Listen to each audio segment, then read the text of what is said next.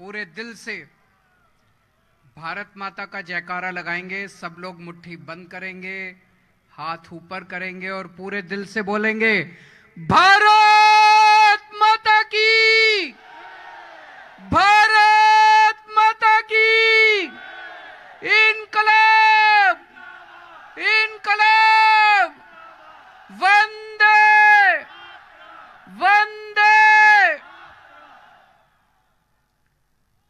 इतनी भारी संख्या में मैं देख रहा हूं चारों तरफ,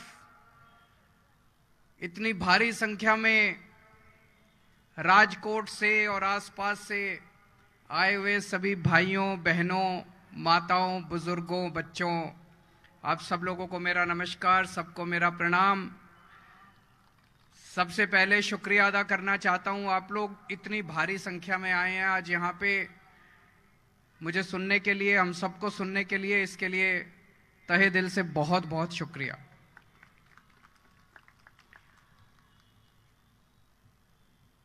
आजकल गुजरात के गांव-गांव के अंदर, घर-घर के अंदर आम आदमी पार्टी की चर्चा हो रही है। पिछले 2-3 महीनों में मेरा भी कई बार आना हुआ। हमारे कार्यकर्ता भी गांव-गांव में जा रहे हैं, घर-घर में जा रहे हैं। चारों तरफ आम आदमी पार्टी की चर्चा है। मुझे दिल्ली के लोग खूब प्यार करते हैं, पंजाब के लोग खूब प्यार करते हैं और मुझे बेहद खुशी कि अब गुजरात के लोग भी मुझे खूब प्यार करने लगे हैं। इस प्यार, इस विश्वास, इस सम्मान, इसके लिए मैं आपका बहुत बहुत आभारी हूं। मैं दिल्ली में रहता हूं, गुजरात के कई लोग मुझसे मिलने के लिए आते हैं। गुजरात में आता हूं, यहां भी ढेरों लोग मुझसे मिलने के लिए आते हैं, अपनी समस्याएं लेके आते हैं, गुजरात के बारे में चर्चा करते हैं। एक बूढ़ी अम्मा आई, आके मुझे धीरे से कान में बोलती है, बेटा अयोध्या के बारे में सुना है? मैंने कहा अयोध्या जानता हूं अम्मा, वही अयोध्या ना जहां पे श्री रामचंद्र जी का जन्म हुआ था? बोली हां वही अयोध्या। बोली बेटा गए हो वहां पे? मैंने कहा गया हूं, बहुत सुकून मिलता है, राम जन्मभूमि पे जाके बहुत सुकून मिलता है। बोली बेटा मैं बहुत गरीब हूं, गुजरात के एक कोने में एक गांव में रहती हूं, मेरा बड़ा मन है अयोध्या जाने का। मैंने कहा अम्मा आपको अयोध्या जरूर भेजेंगे, एसी ट्रेन से भेजेंगे, एसी होटल में ठहराएंगे, गुजरात के एक एक बुजुर्ग और एक एक माता को हम अयोध्या जी रामचंद्र जी के दर्शन कराएंगे। एक ही विनती है मां। मैंने कहा मां भगवान से प्रार्थना करो कि गुजरात में आम आदमी पार्टी की ईमानदार सरकार बने। मैंने उनको बताया दिल्ली के अंदर हमारी एक योजना है, मुख्यमंत्री तीर्थ यात्रा योजना। उस योजना में हम दिल्ली के बुजुर्गों को मुफ्त में तीर्थ यात्रा कराते हैं।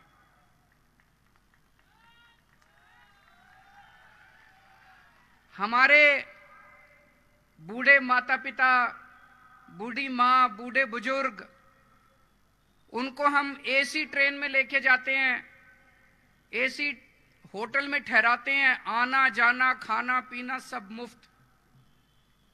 हरिद्वार, ऋषिकेश, अयोध्या जी, शिरडी बाबा, पुरी जी, रामेश्वरम, मथुरा, वृंदावन, इस तरह से 12 स्थान हैं अयोध्या जी। उन स्थानों पे हम तीर्थ यात्रा लेके जाते हैं। पिछले 3 साल में मैंने 50,000 बुजुर्गों को तीर्थ यात्रा कराई, 50,000 बुजुर्गों। तो मैंने अम्मा को बोला मां आपसे एक ही प्रार्थना है, ऊपर वाले से प्रार्थना करो कि गुजरात में भी आम आदमी पार्टी की सरकार बने तो गुजरात के एक एक बुजुर्ग को और एक एक माता को हम तीर्थ यात्रा कराएंगे, अयोध्या जी के दर्शन कराएंगे। यहां पे गुजरात में 27 साल से भाजपा की सरकार है। आप में से किसी को अयोध्या जी के दर्शन कराए भाजपा वालों ने? एक को भी कराए?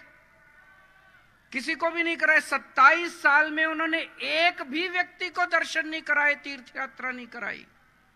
हमने 3 साल में 50,000 लोगों को मुफ्त में तीर्थ यात्रा कराई। मैं सीआर पाटिल साहब को कहना चाहता हूं। सीआर पाटिल कौन है जानते हैं आप लोग?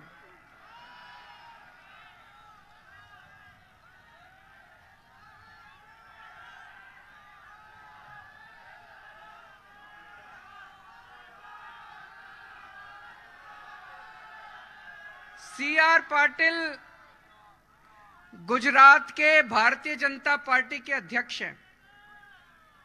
ऐसा कहा जाता है, मुझे नहीं पता, लोग कहते हैं कि मुख्यमंत्री कोई भी बने, सरकार तो सीआर पाटिल ही चलाते हैं। ऐसा लोग कहते हैं, मुझे नहीं पता ऐसा है क्या कि सरकार तो सीआर पाटिल ही चलाते हैं।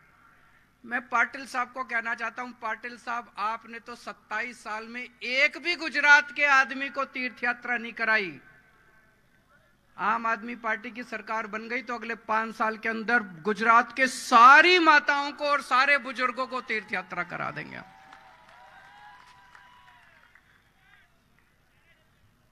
मुझे राजनीति करनी नहीं आती, मुझे काम करना आता है। एक और मेरे पास गुजरात के बहुत गरीब, एक किसी कंपनी में चपरासी का काम करते हैं, एक व्यक्ति आए मेरे पास मिलने के लिए। उनका बेटा सरकारी स्कूल में पढ़ता है। बोले सर, गुजरात में सरकारी स्कूलों का बहुत बुरा हाल है।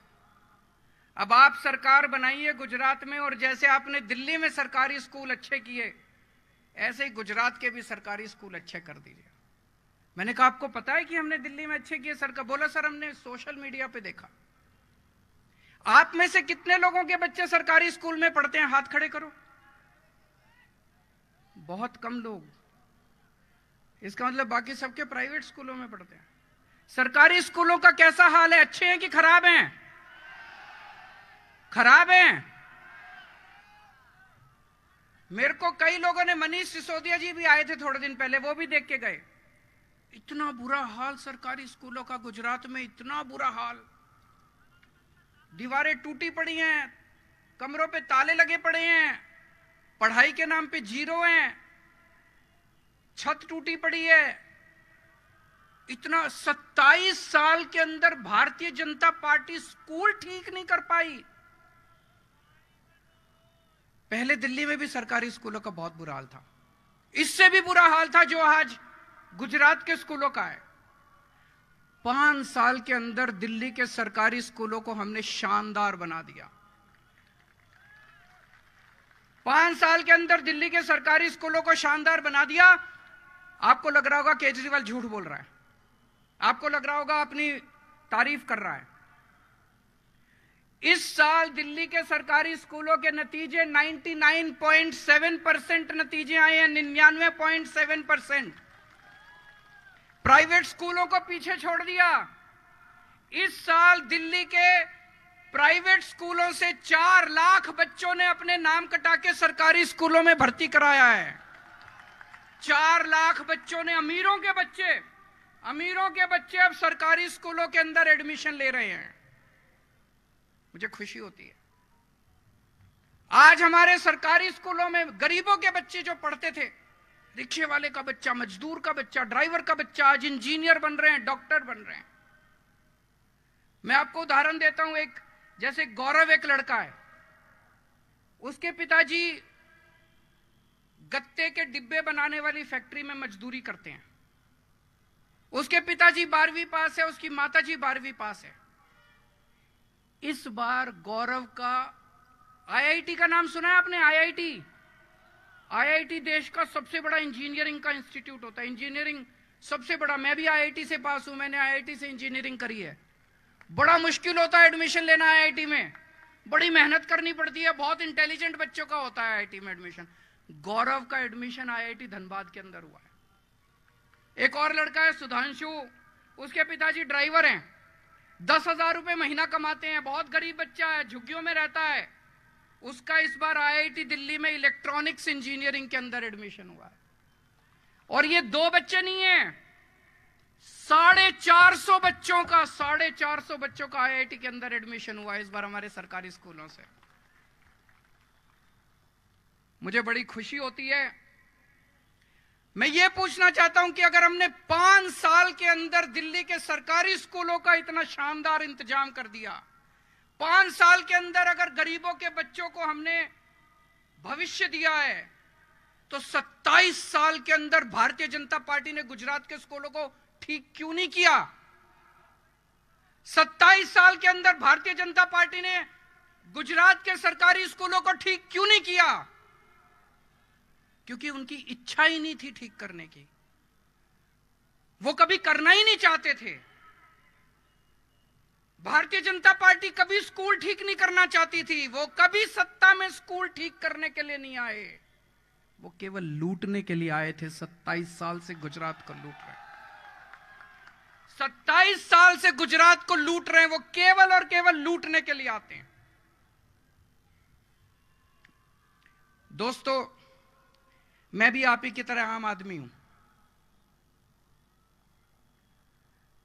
आज से 8-10 साल पहले तक मेरे को कोई नहीं जानता था, कोई नहीं जानता था अरविंद केजरीवाल कौन है। ये तो ऊपर वाले की पता नहीं क्या कृपा हुई कि जनता का इतना प्यार, इतनी मोहब्बत मिली, इतनी बड़ी जिम्मेदारी मिली। दिल्ली के अंदर हमने 5 साल के अंदर स्कूल ठीक कर दिए। अब मेरे को लगता है यार पूरे देश के स्कूल ठीक हो सकते हैं। इन पार्टियों ने धोखा दिया इस देश के लोगों को, इन सारी पार्टियों ने मिलकर धोखा दिया इस देश के लोगों को। मैंने कसम खाई है कि इस देश के एक एक बच्चे को अच्छी से अच्छी शिक्षा दिला के रहूंगा, चाहे गरीब का बच्चा हो चाहे अमीर का बच्चा हो। मुझे दिल्ली के लोगों ने मौका दिया, अब पंजाब के लोगों ने मौका दिया, आज गुजरात के लोगों से कहता हूं एक मौका देके देखो। आपके बच्चों को अच्छी शिक्षा देने की जिम्मेदारी मेरी, आपके बच्चों को अच्छा रोजगार देने की जिम्मेदारी मेरी। कोई पार्टी आके आपको अच्छे स्कूल के नाम पे वोट नहीं मांगेगी। केजरीवाल आपसे स्कूल और अस्पताल के नाम पे वोट मांग रहा है।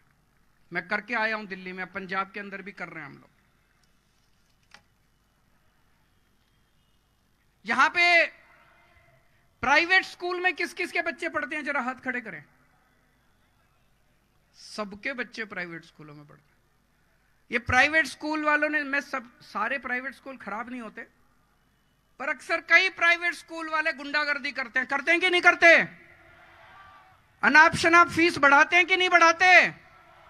कभी कहते हैं लाइब्रेरी फीस, कभी कहते हैं पिकनिक फीस, कभी कहते हैं डेवलपमेंट फीस, और अनाप शनाप फीस बढ़ाते रहते हैं। हर आदमी चाहता है मेरे बच्चों का भविष्य बनना चाहिए, हर आदमी चाहता है मैं अच्छी से अच्छी शिक्षा दूं। दिल्ली जैसे सरकारी स्कूल हर जगह नहीं है। आदमी अपने बच्चों को पेट काट के प्राइवेट स्कूल में पढ़ाता है। दिल्ली के अंदर हमने पिछले 7 साल से प्राइवेट स्कूलों को फीस नहीं बढ़ाने दी, एक नए पैसे की फीस नहीं बढ़ाने दी। जिस स्कूल ने फीस बढ़ाने की हिम्मत करी, उस स्कूल को सरकार ने टेक ओवर कर लिया। मैं पूछता हूं कि अगर दिल्ली के अंदर हम प्राइवेट स्कूलों को ठीक कर सकते हैं, तो 27 साल में भारतीय जनता पार्टी नहीं कर सकती क्या? कर तो सकती थी। मिले हुए हैं इनके साथ, मिले हुए हैं कि नहीं मिले हुए? मिले हुए हैं इनके साथ। भारतीय जनता पार्टी अमीरों की पार्टी है। अमीरों के लिए बड़े बड़े स्कूल बना देंगे, महंगे महंगे स्कूल बना देंगे, शानदार स्कूल बना देंगे। मैं CR पाटिल जी से पूछना चाहता हूं, 27 साल में आपने गरीबों के लिए कितने स्कूल बनाए? मैं CR पाटिल जी से पूछना चाहता हूं, अपने आम आदमी और मिडिल क्लास वालों के लिए कितने स्कूल बनाए? स्कूल बंद करते जा रहे हैं, गरीबों के स्कूल बंद करते जा रहे हैं। कितने स्कूल बंद कर दिए इन्होंने? 6000 स्कूल बंद कर दिए इन लोगों ने पिछले कुछ दिनों में। गरीबों के स्कूल बंद करते जा रहे हो, अमीरों के स्कूल खुलते जा रहे हैं। अभी मैं देख रहा था, CR पाटिल जी कह रहे थे केजरीवाल ठग है। सुना आपने? एक भाषण में के बोले एक दिल्ली से महा ठग आता है, केजरीवाल ठग है।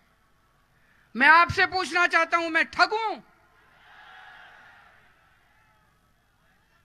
मैं आपसे पूछना चाहता हूं कि कोई ठग सरकारी स्कूल ठीक करता है? कोई ठग बच्चों की शिक्षा की बात करता है? कोई ठग लोगों के अस्पताल की बात करता है? कोई ठग लोगों को अच्छी शिक्षा देने की बात? मैं आपको ठग नजर आता हूं? मैं आपसे पूछे, जिन जिन लोगों को लगता है केजरीवाल ठग है, हाथ खड़े करें। जिन जिन लोगों को लगता है CR पाटिल ठग है, हाथ खड़े करें। ये कैमरे वाले जरा दिखा दें, जरा मोड़ दें कैमरे वाले और दिखा दें कि CR पाटिल के बारे में गुजरात की जनता क्या सोचती है। जिन जिन लोगों को लगता है कि CR पाटिल ठग है, हाथ खड़े करें जोर से। कैमरे वाले, मुझे पता है आप दिखा नहीं पाओगे, आपका टीवी चैनल बंद करा देंगे वो, लेकिन फिर भी एक बारी रिकॉर्डिंग तो कर ही लो।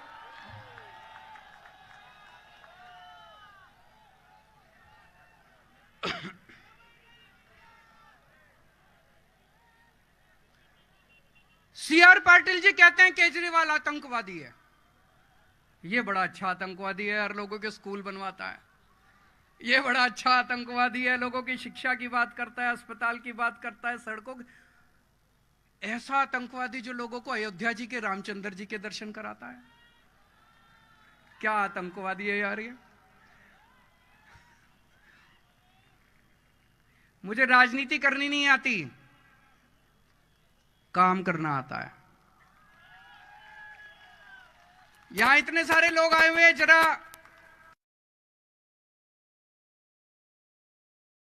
हाथ खड़े कर दें। मेरे को एक और आदमी मिला, बोला जी एक बिजली का, मैं एक छोटे से घर में रहता हूं, एक ट्यूबलाइट, एक बल्ब, एक पंखा, एक आज छोटी छोटी, बोला 4000 रुपए महीने का बिल आता है मेरा। 4000 रुपए। आपको पता है दिल्ली में बिजली फ्री मिलती है? किस किस को पता है कि दिल्ली में बिजली फ्री मिलती है? बिजली फ्री चाहिए कि नहीं चाहिए? किस किस को चाहिए बिजली फ्री? ये बिजली फ्री नहीं देंगे आपको। क्यों नहीं देंगे? सारे पैसे खा जाते हैं। बिजली फ्री देने वाली सरकार चाहिए कि पैसे खाने वाली सरकार चाहिए? फ्री देने वाली सरकार चाहिए तो आम आदमी पार्टी को लेके आओ। आम आदमी पार्टी को लेके आओ। 24 घंटे बिजली देंगे, फ्री बिजली देंगे। ये आपको कभी फ्री बिजली नहीं देंगे। आजकल महंगाई इतनी ज्यादा हो गई, घर में कोई बीमार हो जाए, भगवान ना करे किसी के घर में कोई बीमार हो, भगवान सबको सुखी रखे, स्वस्थ रखे, लेकिन अगर घर में कोई बीमार हो जाए, थोड़ी सी बड़ी बीमारी हो जाए, कैंसर हो जाए, हार्ट अटैक हो जाए, ब्रेन स्ट्रोक हो जाए, इतना महंगा इलाज हो गया, इतना महंगा इलाज हो गया, जमीन बिक जाती है, जायदाद बिक जाती है, जेवर बिक जाते हैं, सारी जमा पूंजी सब बिक जाती है, आदमी बर्बाद हो जाता है। और कई लोगों को तो आत्महत्या करनी पड़ती है। दिल्ली में हमने 2 करोड़ लोग दिल्ली के हैं, दिल्ली के 2 करोड़ लोगों का सारा इलाज मुफ्त कर दिया हम लोगों ने। किसी को छोटा सा बुखार हो, उसका इलाज भी मुफ्त। किसी को बड़ी से बड़ी बीमारी हो जाए, 30 लाख, 40 लाख, 50 लाख का भी खर्चा आए, वो भी सारा मुफ्त। सारे टेस्ट मुफ्त, सारा इलाज मुफ्त, सारा। यहां पे सरकारी अस्पतालों का क्या हाल है? बुरा हाल है, मुझे बताया गया, बहुत बुरा हाल है। पहले दिल्ली के सरकारी अस्पताल भी बहुत खराब थे, हमने आज शानदार सरकारी अस्पताल बना दिए। लोग अब अपोलो, मैक्स, बड़े बड़े अस्पतालों में नहीं जाते, सरकारी अस्पतालों में जाते हैं। हमने ढेरों मोहल्ला क्लिनिक खोले, मोहल्ला क्लिनिक में जाते हैं। अपना इलाज कराने के लिए।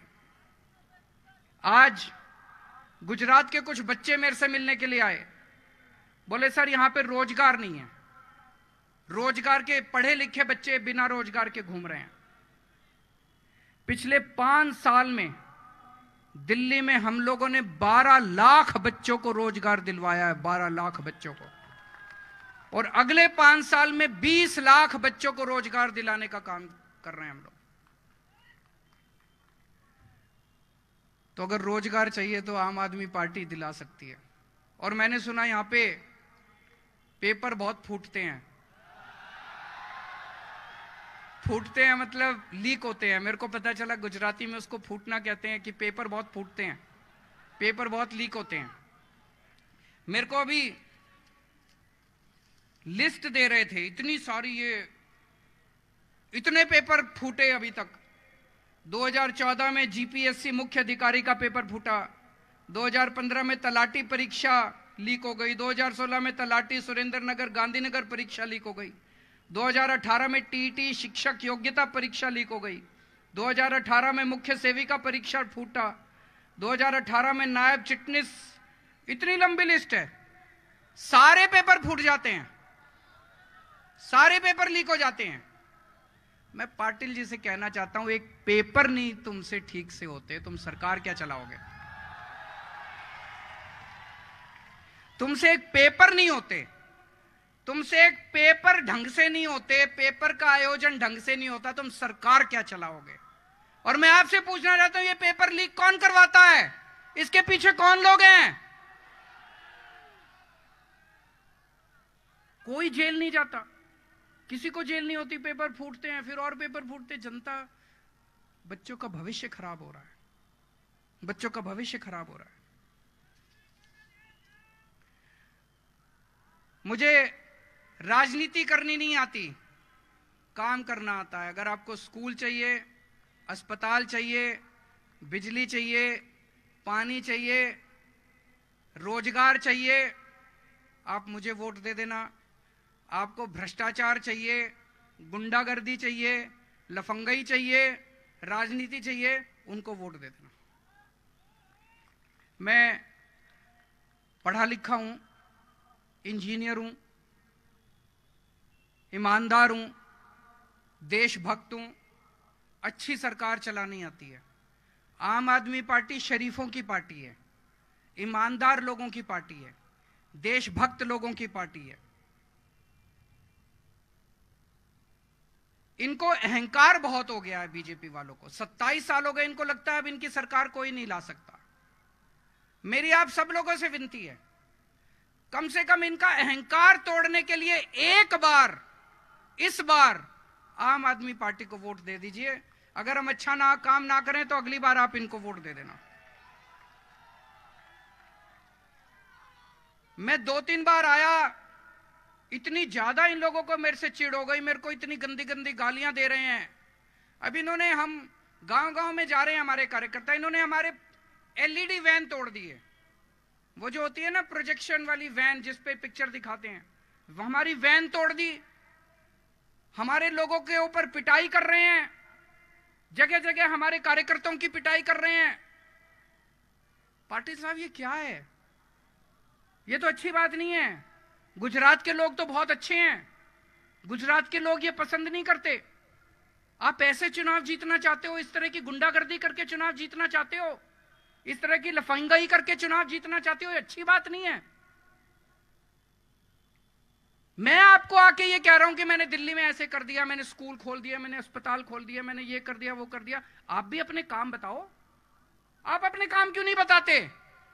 कोई काम किए ही नहीं, 27 साल में कोई काम किए ही नहीं, इसीलिए डरा रहे हैं।